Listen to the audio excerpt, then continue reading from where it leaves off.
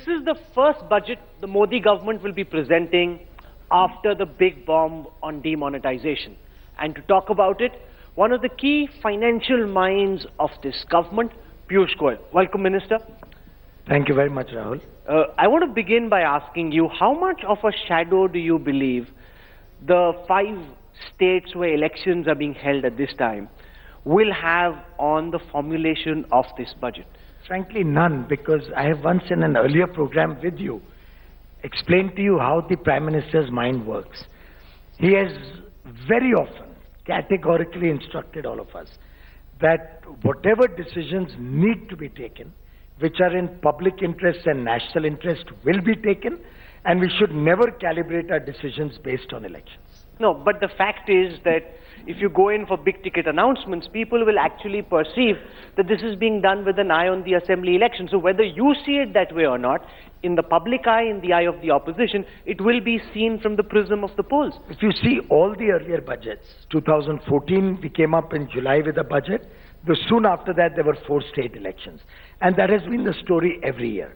So India, in fact, that is one of the reform Honorable Prime Minister has talked about in public domain and with the opposition leaders, that it's time that India looked at electoral reform in a big way, both on the political funding and to bring about lesser duration of elections. I mean, you literally have an election every 6 months in India. So there's a serious effort on the part of this government to transform the electoral process. Before you came here, we had former Finance Minister P. Chidambaram speaking to us.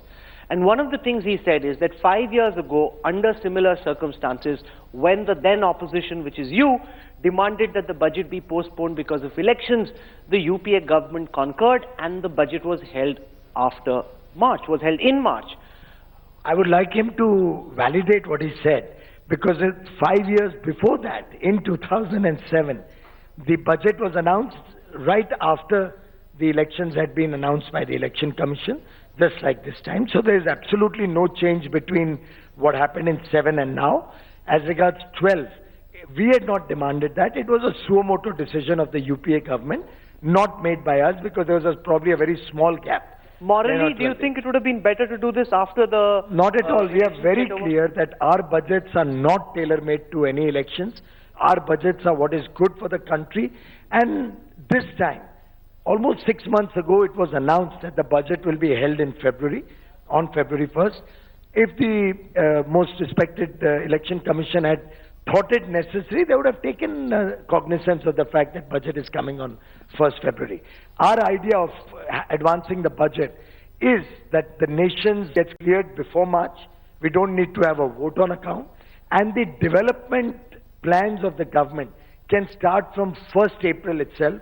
The nation need not lose 3 months, which are critical months. Post that, the monsoon sets in, so you can't do a lot of development work between June and September in many parts of the country.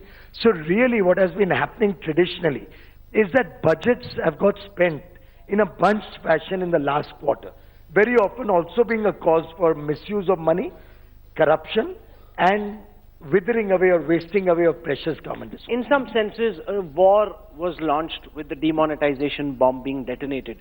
Is this a budget an opportunity to take that war even further? I think that only the Honorable Finance Minister can answer. I'm not privy to what is happening in the budget. But this government, from the day it assumed office till today, and for years and years ahead that we get with the blessings of the people of India, we will ensure that we will relentlessly work to end corruption, to end black money, to curb terror and drug financing, to bring more and more people into the formal economy, ensure that workers get their due in terms of minimum wages, healthcare, social security, and the variety of benefits that demonetization has got for India. We will relentlessly pursue that path. We have done it for 2.5 years. We'll do it for many, many years ahead. People have felt the pain of demonetization. They are in many senses waiting for the gain now. Well, I think right up front, Honorable Prime Minister had said that there will be a transition period. Today, with the removal of withdrawal limits, even on current accounts and ATM. But not saving accounts. That's because, as I've said again on your show earlier, on savings accounts, these savings accounts are held by people to earn an interest on that. They are individual savings accounts. If at all a person needs more than 96,000 a month in cash for his day-to-day expenses, it does raise a big question mark. Particularly when only 24 lakhs people are declaring income above 10 lakhs in this country, personal individual income.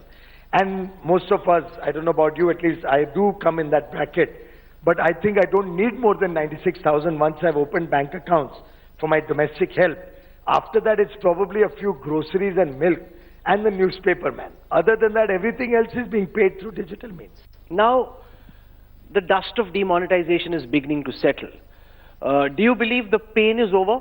Do you believe life is back to normal? Because we were talking to top industrialists from CII this afternoon, and Sunil Munjal of Hero Corp said that it will take at least 9 to 12 months before anybody can say that the situation is back to normal. Each one is entitled to his own estimates. As far as I'm concerned, we don't want things to be back to the old normal. As the Honorable Finance Minister said, we would like to now establish a new normal. A new normal where more and more of the informal economy becomes formal. A new normal where trading community and small businesses are not harassed by the tax department, but are empowered. Has that new normal been established according to you? Is Well, life the new where normal is an you'd evolving like it process. to be? There is no end to the new normal. The ideal case scenario is the end. And I think every economy in the world is moving towards that ideal case scenario. So our effort is to bring more and more people within the new normal. And that will be a continuing process.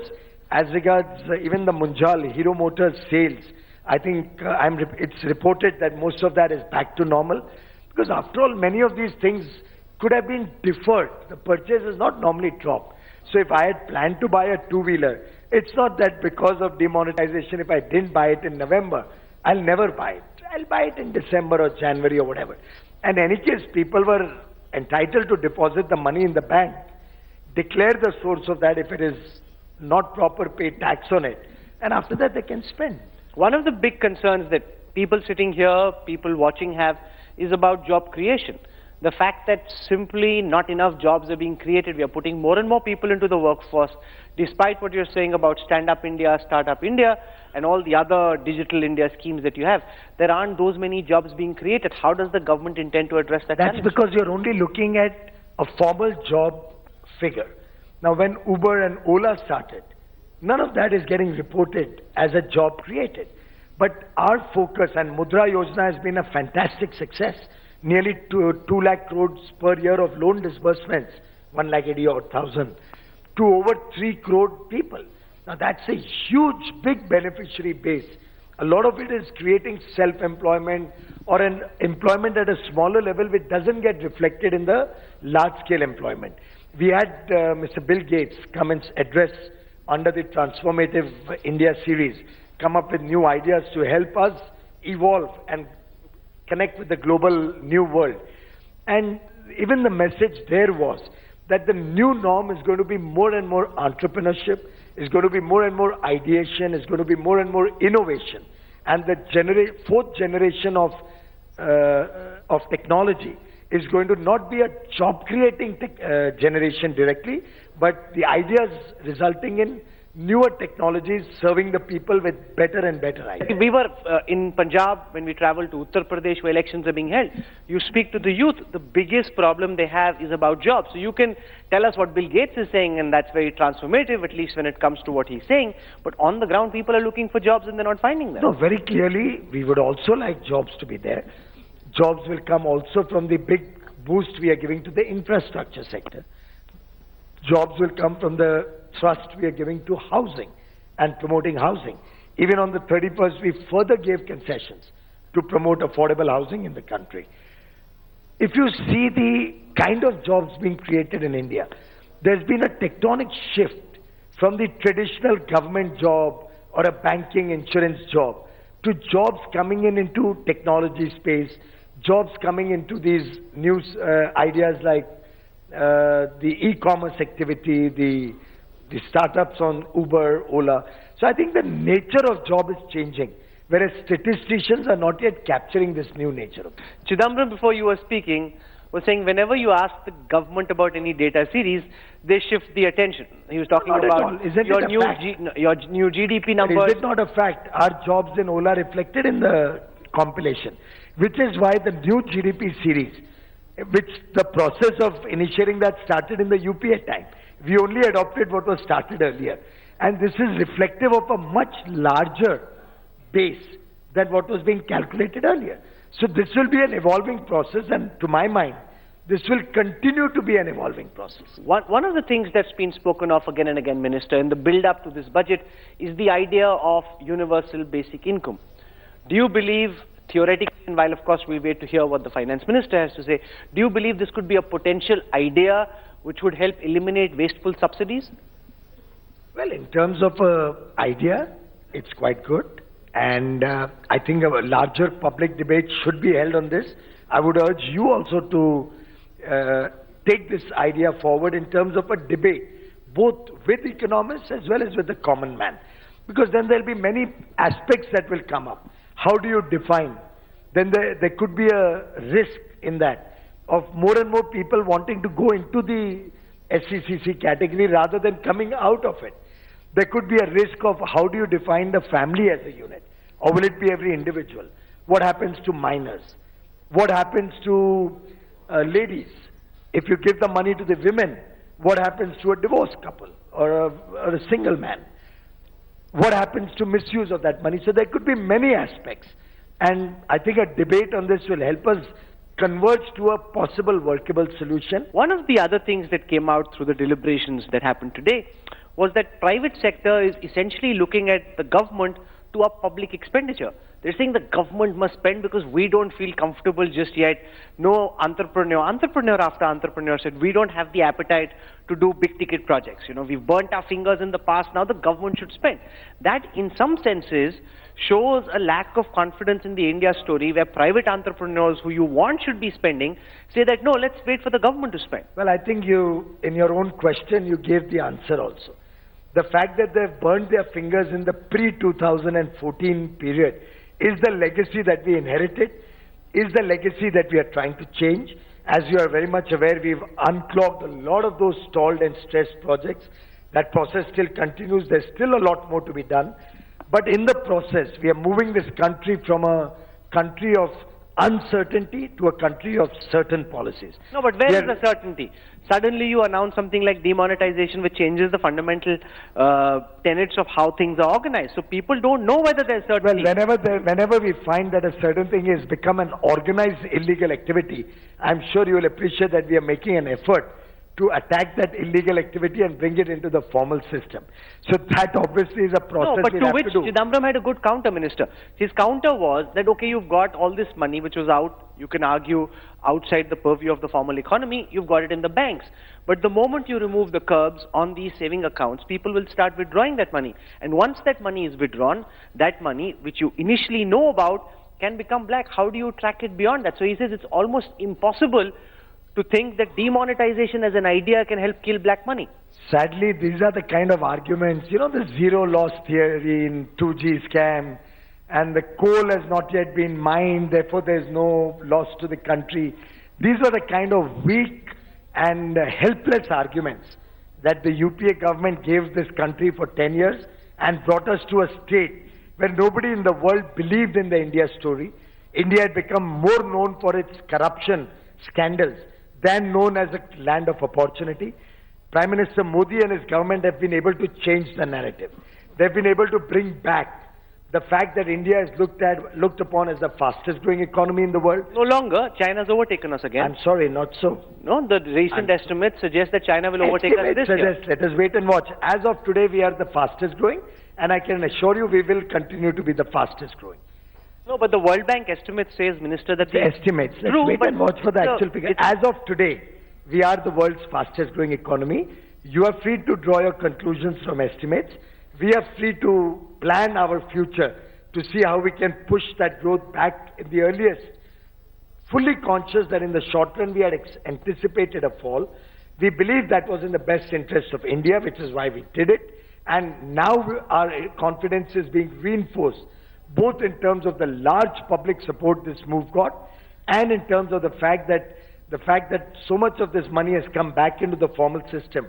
And now, as and when people withdraw this money, there'll be a trace and a trail where this money is. No, but you must fully answer the question that Chidambaram asked, that, okay, so somebody's now withdrawn this money. It was money he'd taken from his landlord or his owner, and now he's taken this money back. He says, how do you track? He says, if there are 27 crore Jan Dhan accounts, it's impossible to track where the money is going. Chidambaram believes that the income tax department simply doesn't have the wherewithal to be able to pull this off. Again, I answered this question. I just told you they were a helpless government, unable to take any action against black money. Our government, through a series of measures since 2014, has demonstrated not only our conviction and commitment to fighting corruption and black money, we have acted upon it, and very clearly you can see the change that today country's coal surplus, country's power surplus. You say that there's no investment, but I can tell you that on renewable energy, we see huge amounts of investment happening and further interest in the future. In the mining activity, there was a period of uncertainty in the past. Today, with the auctions, more and more demand is coming in, and people have the confidence that once we have bid out and won a project, there's certainty that there will not be a problem. In the earlier period of corruption, there was always an uncertainty. You couldn't predict what will happen in the courts in the future, for example. No, but the recent Mood of the Nation opinion poll, for example, suggests that while the general perception is that big-ticket, high-level corruption may have come down, the low-level corruption, the corruption faced by the Aam Aadmi, persists as much under your watch as it did under the UPA. Well, in the past, the complaint used to always be that corruption starts at the top and then percolates all the way down. When corruption stops at the top, I can assure you it will percolate down also, because we are taking actions based on policy. Once you take an action based on a policy, nobody down the line can take any money or extract any money because he has no discretion left. Now, when I auction a coal mine or when I auction a coal linkage to the different sectors of the economy, why will they corrupt anybody even down the line? They don't have any benefit of corrupting because they have to pay an auction price and win that coal. When I buy power only through auction, through bidding, nobody is going to be able to pay a bribe and be able to sell his power at higher prices. Earlier, solar power, wind power, all were through feed-in tariffs. So you could corrupt the system, maybe a bureaucrat, maybe a politician, and get your PPA executed on a high feed-in tariff set in the system at a fixed price and edge in at the cost of somebody else. Today with bidding, everybody in this room has an equal opportunity. Therefore, there's no interest to corrupt. So I think this has become a takya kalam. You know, people use this arbitrarily without being able to demonstrate. And we often tell people, please tell us where the corruption is. We'll curb that also. Don't make general statements. Please tell us specifics so we can act on it. And one last thing. I remember earlier one joke used to go around. The cab driver also would try and add 10 bucks, 20 bucks and say, कि अरे मैंने कोई 1,80,000 या 86,000 crore की थोड़ी चोरी कर ली. I have not cheated the nation of 1,86,000 crores in the coal scam or 1,76,000 crore in the 2G scam like the Congress did. He would say, मैंने तो 10 रुपया याद किया. Now he doesn't have the ability to say that because once he sees that the bosses are but clean, can I give you then I'll also have to move in that I'll give you a personal example. I was in discussion to buy a piece of land in Goa, and the whole conversation happened. This is post-demonetization. And in the end, the owner said that you must pay me 40% in black. This happened to me. I said, I don't have black money, and now with demonetization, I said, you know, nobody's expected to take black money. Things are supposed to improve, and how will you even account for it? You shouldn't also take black money. I gave him a bit of a moral sermon. From the next day on, he stopped taking my calls. I said, I don't have black money. I wish you had reported this to the department. I did. Because then they could have kept a watch on him. And whenever the land deal happens, we would know what the real story is. So I want people like you and all the well-meaning people who are watching this show to please appraise the tax officials. But that's not the answer, Minister. There is that is the only answer. I'll tell you why. No, because I got a call the next morning. If and you I have gave to stop corruption and you have to stop black money, it will have to be a people's movement. All of us will have to work together as a team. And I would expect you as a very senior television personality and a media house and media journalist to certainly take a lead to tell us which was that land parcel. No, so who was that landowner? What was the land deal that was happening so we can take action? Minister, I tweeted about this and I got a call. No, but did you tweet the land details? No. I got a call from government. An officer called me. We passed on the relevant details. But my question is on a moral and a larger issue. My question, sir, is that how do you ensure that mindsets change? In this instance, which I've cited to you, it's very clear that mindsets haven't changed. He said, if I take all the money in white, then what will I leave my children? Rahul, he's getting emotional on me. Rahul, certainly by your approach of trying to only worry about the fact that mindsets haven't changed, you're not going to help mindsets to change. No, I would like them to change. For that matter, if you'd like them to change, please run a campaign on your channel and all the various channels under you, inviting people, create a helpline, invite people to complain when somebody takes a bribe, when somebody asks for black money. You take the lead and show to the world that you all are a responsible media house which is going to take a lead. We did a lot of that when we ran the expose, the cash mafia. Expose is one aspect and which is very good. We welcome that. But we'd also like you to encourage more and more people to participate in this fight against black money. And as far as mindsets go, after all, for example, I'll give you another alternate example. There are accidents on the road. People don't complain because they're scared. We have been running campaigns encouraging people to complain so that if there's an accident on the road, we can take action. Doesn't mean that the accidents have all stopped. Doesn't even mean everybody has started immediately reporting an accident. But there's a movement in that direction, and I'm sure people like you can help us activate that movement much faster. Minister, one of the other issues that got deliberated through the day is the new gorilla in the room, Donald Trump. Him coming in, wanting to erect these protectionist walls around the United States. How does that impact Indian industry? We've got so much interest in outsourcing. The Indian IT industry, they're very concerned. We've got so many H-1B visa holders. They're hugely concerned. So how do you view what President Trump is doing? Well, at the outset, we should wait and watch. Prime Minister Modi and he have only had two conversations, one after he won, before he was sworn in, and one recently. And it's a matter of pride for India that we were the first fifth nation who he called after he became president. Also in his current decision, India doesn't figure, which is a big thumbs up for India. He's looked at only certain terrorist-oriented or countries which have been harboring terrorists, and he's talked about some other countries, including in our neighborhood. Would you like Pakistan to feature on that list, Minister? Well, let us wait and watch what Mr. Trump does. Would you like to see Pakistan on that list? Let us wait and watch and see what he does. We would like all states and countries which harbor terrorists to feature in that list. And clearly we have neighbors who have been indulging in these activities. What we want to, I think we should wait and watch is what really happens ultimately. I believe the courts have also interfered in this recent decision. Let us wait and watch how it But what about building these protectionist walls? Because this is, IT exports is an important part of the Indian economy. It, but let us see whether it creates walls against India also. But it will. Then we will engage. He wants everyone to buy American, be American, build in America. So if he does all of that, then Indian companies, Wipros, then Indian companies will also get an opportunity to flourish and will give a bigger thrust also to Indian companies to expand their own setups in India. Do you see this as a play between the moral question about whether the American administration is doing the right thing to the world, or should India look at it from our own selfish interest? I can assure the people of India and to you and through you to the people of India that India will never compromise its national interests, and irrespective of what decisions are taken, India will not be a sufferer, more so because our dependence on any country in the world has now been reduced to such smaller levels that we can always find an alternate avenue, an alternate way to run our businesses profitably and expand our businesses. Whatever happens will be reciprocally